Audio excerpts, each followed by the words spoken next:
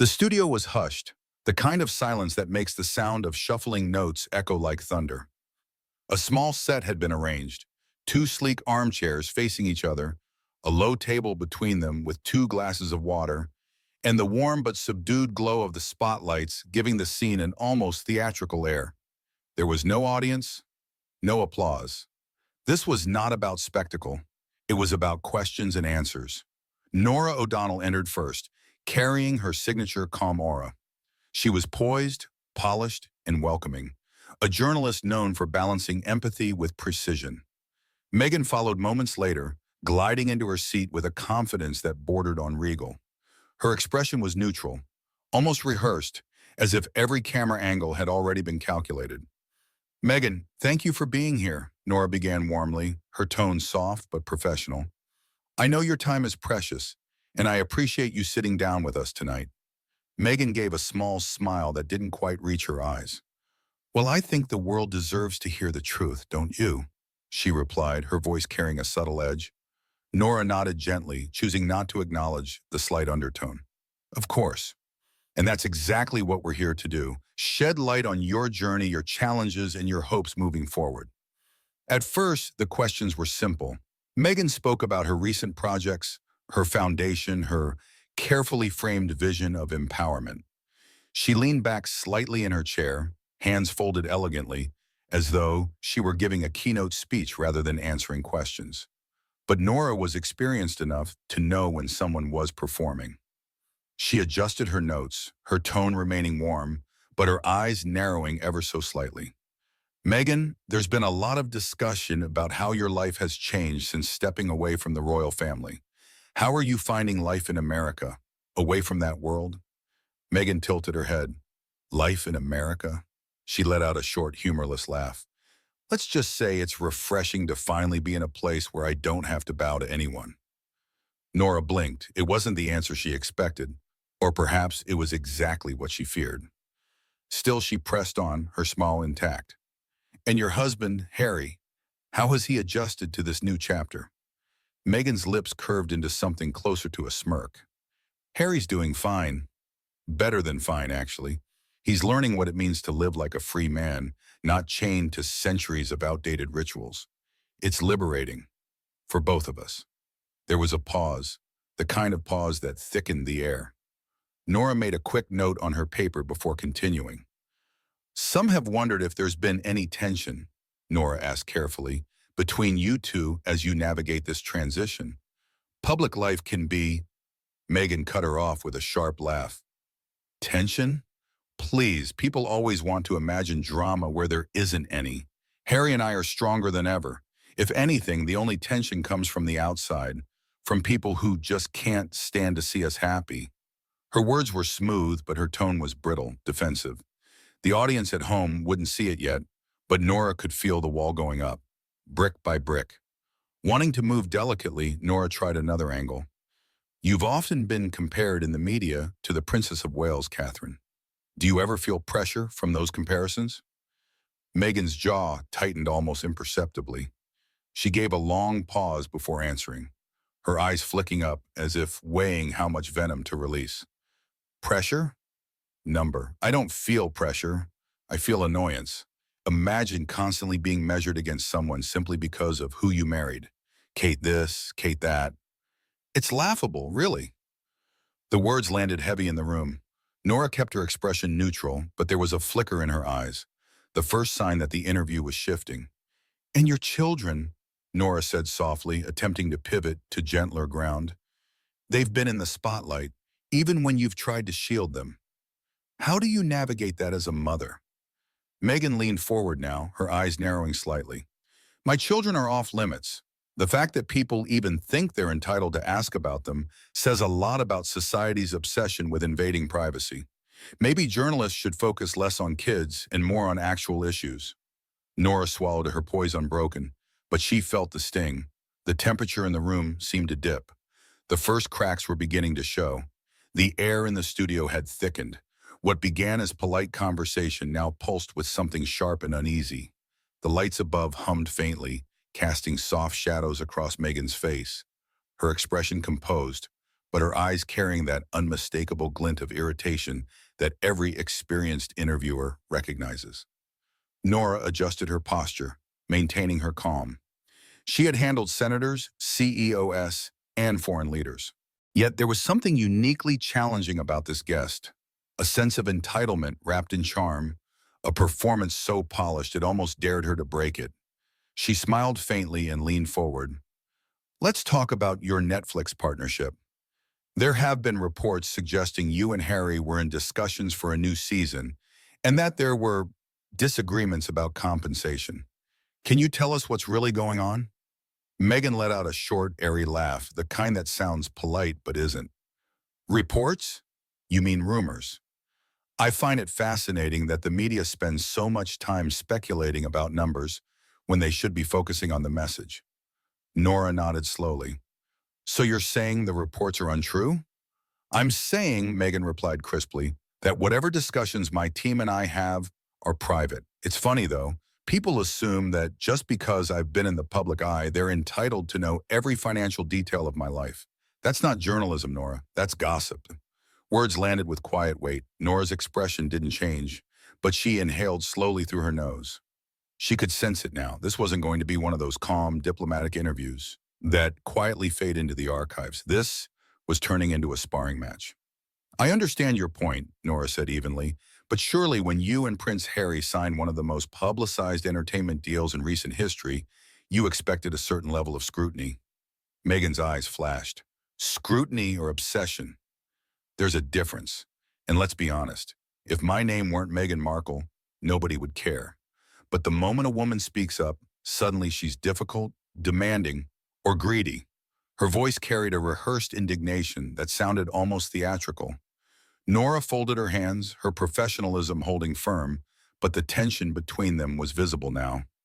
Thin, stretched, about to snap.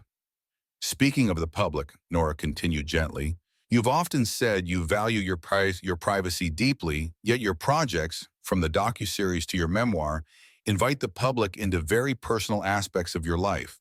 Some have suggested that's contradictory. How do you respond to that? Meghan exhaled sharply through her nose, her smile now tight. I think that's a lazy criticism. Sharing my truth isn't the same as surrendering my privacy. People seem to struggle with that concept. Perhaps they prefer their women silent. Norah's pen froze above her notebook. That last line wasn't just defensive, it was accusatory. She looked up, her calm mask beginning to show strain. No one here is asking you to be silent, Meghan. I'm simply asking how you draw that line. The line, Meghan said coolly, is mine to draw. A silence followed, thick, uncomfortable, charged. Norah could feel it pressing in, the atmosphere shifting from conversation to confrontation. Still, she pressed forward, her journalistic instincts refusing to yield. You've spoken before about the institution of the monarchy and the challenges you faced. Looking back now, do you have any regrets about how you handled your departure? Meghan's laugh was dry, almost mocking. Regrets? None. I chose peace over performance. I chose authenticity over servitude. Frankly, I think I should be applauded for walking away from a system that thrives on silence and submission. Norah tilted her head slightly. Some might say that system also gave you the platform that allows you to speak today. That did it. Meghan's posture stiffened, her expression sharpened. The warmth she'd managed to maintain for the cameras began to vanish entirely. Oh, so now we're giving credit to the institution for my voice? Interesting. You think I owe my visibility to the monarchy instead of my talent, my intelligence, or my work ethic? Norah's tone softened, though her words remained pointed. I'm only suggesting that your life changed dramatically because of your connection to the royal family. That's a fact, isn't it? It's your version of a fact, Meghan snapped. The truth is, that connection came at a cost most people can't imagine. Maybe instead of framing it as an advantage, you should acknowledge the trauma that came with it. The tension was now unmistakable.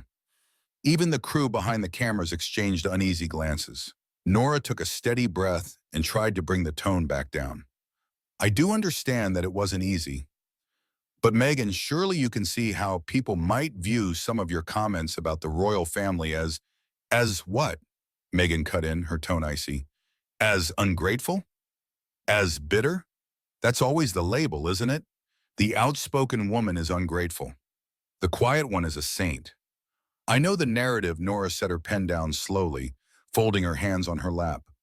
I'm not trying to label you, Meghan. I'm trying to understand you. Then maybe, Meghan said, leaning forward, you should start by listening instead of assuming. The air went cold. The politeness had officially evaporated. What had begun as a poised, polished interview was transforming into a verbal duel. Norah kept her expression steady, but her patience was beginning to erode. Meghan, meanwhile, sat back with the air of someone who believed she'd won the exchange. Neither of them realized they were only halfway through the storm. The tension in the studio had settled like fog. Every breath, every word now carried weight. The polite smiles had long since faded. What remained was a delicate balance of composure and irritation, two professionals locked in a duel they hadn't intended to fight. Norah O'Donnell took a quiet sip of water, hoping to diffuse the invisible static that seemed to hum between them. Meghan, however, sat tall and poised, one leg crossed neatly over the other, her chin lifted with quiet defiance. Norah adjusted her papers and smiled gently, trying again to pull the tone back to civility. Let's talk about the future then, she said. You've spoken about empowerment and using your voice to inspire others. What's next for you? More projects? Perhaps another season of your Netflix series? Meghan's lips curved into a small, almost mocking smile. I find it amusing that people are so concerned with what I'll do next. Maybe the world should focus less on my next move and more on what I've already accomplished. Norah nodded slightly, maintaining her calm. Of course, but you've become a public figure whose actions and choices influence millions of people. Naturally, there's curiosity about what's to come. Curiosity, Meghan repeated, the word dripping with disdain. Or obsession? Because it feels more like the latter. Every time I breathe, there's an article. Every time I blink, there's a headline. I'm not a spectacle, Norah. I'm a human being. I completely understand that, Norah replied softly, but with influence comes scrutiny. That's the nature of public life. Meghan gave a short laugh, shaking her head. It's easy to say that when you're on the asking side of the questions. You get to control the narrative, don't you? Ask, interpret, edit. Meanwhile, I'm left defending my existence.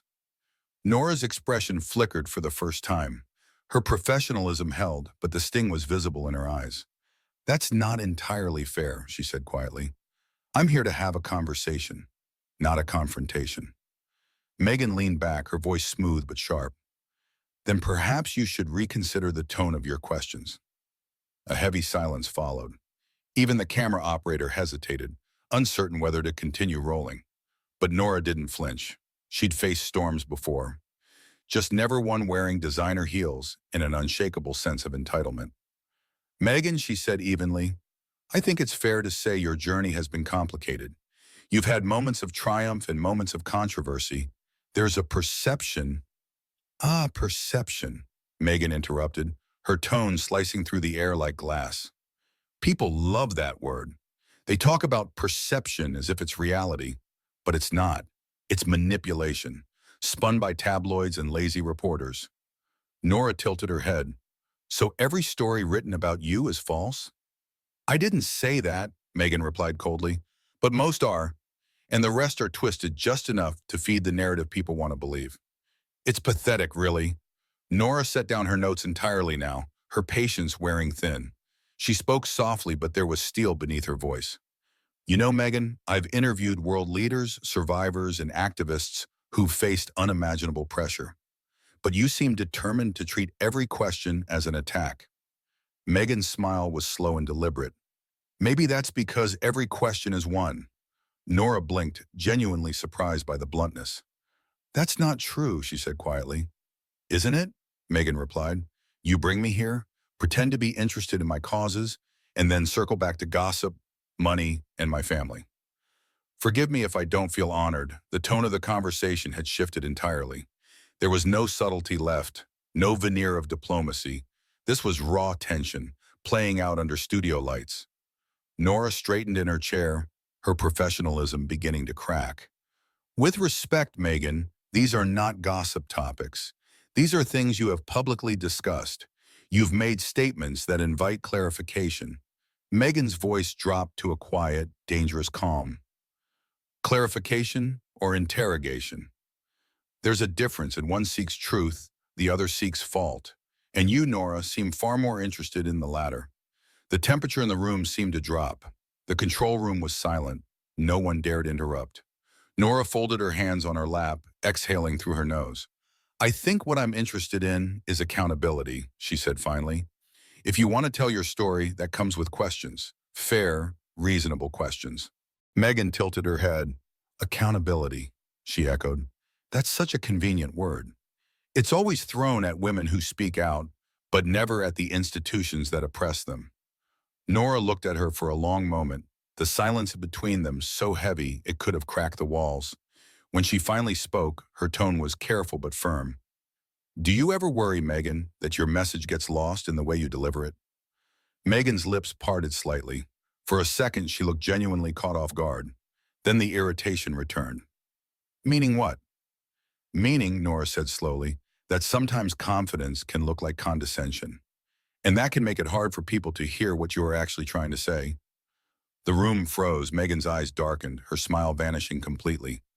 Are you suggesting I'm arrogant? She asked, her voice low. Norah didn't move. I'm suggesting that your tone sometimes overshadows your words. Meghan let out a slow exhale, leaning back in her chair, her gaze icy. You know what's funny, Norah? When a man speaks firmly, he's called strong. When a woman does it, she's called difficult. I guess even seasoned journalists fall into that trap. It was a masterstroke of deflection, cutting, dismissive, and practiced. But this time, Norah didn't let it slide. I think strength, she said softly, also means being able to listen. Meghan's expression hardened. Then maybe you should try it sometime. The words hit like a slap. For a few unbearable seconds, neither woman spoke. The silence was electric, pulsing with restrained fury. What had started as an interview was now a battlefield, and both sides were done pretending otherwise. The studio was silent except for the faint buzz of the overhead lights, a silence so thick it seemed to swallow the air. Meghan Markle sat back in her chair, arms crossed, her chin tilted slightly upward in defiance. Norah O'Donnell, ever the picture of professionalism, remained still for several seconds, collecting herself, choosing her next words carefully. It was supposed to be a thoughtful, serious conversation. Instead, it had become a battle of wills. The crew behind the cameras exchanged nervous glances. One producer raised a hand as if to signal a break, but Norah subtly waved him off. She wasn't going to let this dissolve into chaos, not yet. She leaned forward slightly. Let's take a breath, she said softly, her voice calm but clipped. We both want this to be a fair and meaningful conversation. So let me ask you this. When you look back on everything, the royal life, the media, the documentaries, do you ever think about how it's affected the public's trust in your story? Meghan gave a short, disbelieving laugh. Trust? That's a strange word to use considering how the public has treated me. I don't owe trust to anyone, Norah. People twisted my words for years. Why would I care what they believe now? Norah nodded slowly, her eyes narrowing slightly. So you're saying it doesn't matter to you whether people believe your version of events? I'm saying, Meghan replied, voice rising slightly, that people will believe whatever they're told. That's how propaganda works. It's easy for the press to label me, to paint me as the villain, because it sells papers. And frankly, it's lazy journalism. The word lazy hung in the air like smoke. Norah's composure slipped for the first time. Her brows drew together. Her tone tightening, and I can assure you, Meghan, I take journalism very seriously. I've dedicated my life to it. Then maybe you should dedicate it to something truthful, Meghan shot back. It was the kind of remark that cut deeper than intended. The air in the studio turned heavy, charged. Norah blinked slowly, her jaw tightening before she spoke again. That's unfair, she said, the calm in her voice thinning. I've treated you with respect throughout this entire conversation. Have you? Meghan countered, leaning forward. Because from where I'm sitting, this feels more like an ambush than an interview. Every question has a hidden judgment in it. Nora's patience cracked like glass under pressure. There's no judgment here, Meghan. But when someone speaks publicly about their life, about their experiences, it's reasonable to ask questions. That's how accountability works. Meghan smiled thinly, her tone dripping with sarcasm. Accountability, again, such a favorite word of the media. You people love holding others accountable, but not yourselves. That did it. Norah straightened in her chair, her calm professionalism dissolving into raw frustration. You know what, Meghan? Enough. I've sat here for nearly an hour trying to give you the space to tell your story, but all you've done is deflect and condescend. Every time someone tries to engage with you, it's the same thing. Everyone's against you, everyone's unfair, everyone's wrong but you. Meghan blinked, clearly stunned. For the first time all interview, she didn't have an immediate comeback. Nora's voice grew sharper, each word landing like a hammer. You talk about wanting to be understood, but you make it impossible for anyone to actually connect with you. You push away questions. You insult the people asking them, and then you wonder why people doubt your sincerity. Meghan's eyes darkened. That's not fair. No, what's not fair, Norah interrupted, is coming into a national interview and treating it like everyone owes you something. You talk about empowerment, about truth, but what I see is arrogance. You've built a brand on victimhood while refusing to take responsibility for your own words. The sound in the studio changed, the hum of equipment, the faint rustle of someone shifting behind the camera. It was as if everyone in the room had stopped breathing. Meghan's expression hardened. You have no right to speak to me that way. I have every right, Norah said firmly, when you sit in that chair and dismiss everyone who tries to ask a genuine question. You want respect, Meghan? It goes both ways. The world gave you a platform, opportunities most people will never have, and yet here you are blaming everyone but yourself. Meghan stood abruptly, the motion sharp enough to make her microphone cord pull tight. You know what, Norah? This interview is over. I won't be disrespected like this. Norah didn't move. You're walking away because you don't like being challenged. That's not strength, Meghan. That's entitlement. The words stopped Meghan in her tracks, her face flushed with a mix of anger and disbelief. Entitlement? She repeated, her voice trembling with rage. Do you have any idea what I've been through? The hate, the racism, the lies?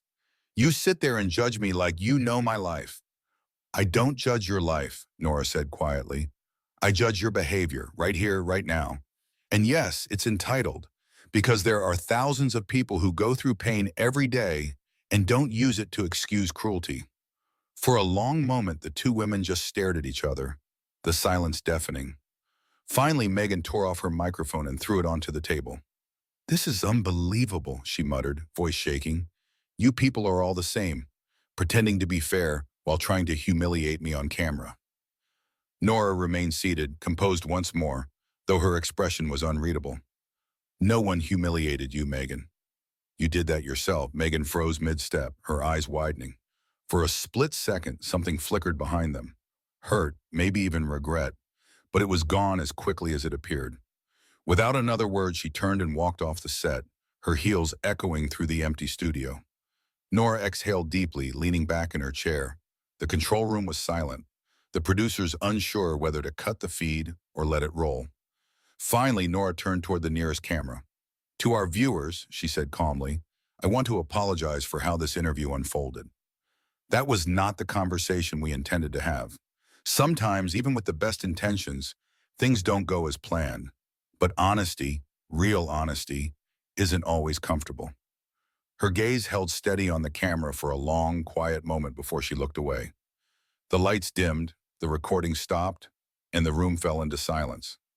The interview would air in fragments the next day, headlines screaming, Markle walks off mid-interview, and Norah O'Donnell stands her ground.